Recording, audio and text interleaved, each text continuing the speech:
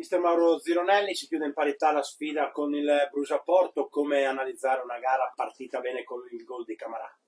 Sì, siamo partiti come sempre molto bene, nel senso intensi, aggressivi.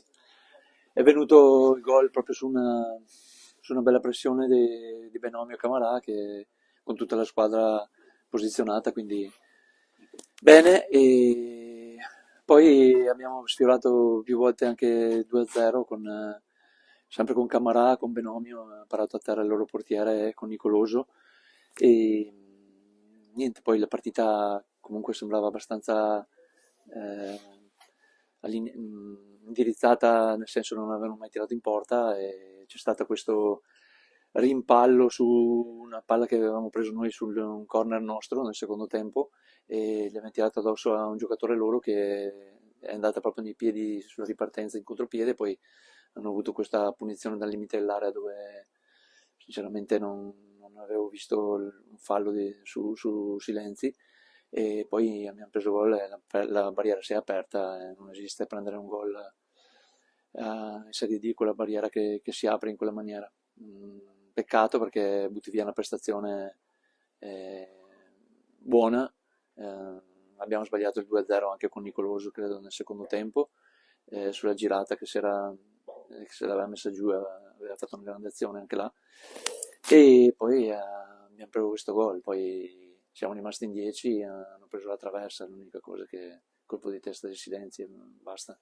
Abbiamo comunque retto bene, peccato non aver portato a casa i 3 punti, perché da quello che avevamo costruito meritavamo magari di andare in vantaggio con più di un gol nel primo tempo, però è così, e ci teniamo stretto il punto, che è importante, e abbiamo sulla classifica e mancano 8 partite, quindi siamo in piena corsa, anche se davanti hanno fatto delle vittorie, però noi non molliamo niente, e ci prepariamo prima dell'ultima partita, prima della sosta. Mister, ti chiedo cosa è successo a Camarà, credo un cambio forzato, come Sì, sta e se nel secondo tempo è parso di sì, la sua assenza si è fatta sentire. sì, beh, avevamo già una defezione lì con Pegollo, che non c'era, e Kaman a fine primo tempo mi ha detto che era lì per sentire una fitta, aveva paura di riscattare di nuovo, non ho rischiato niente, non ne vale la pena.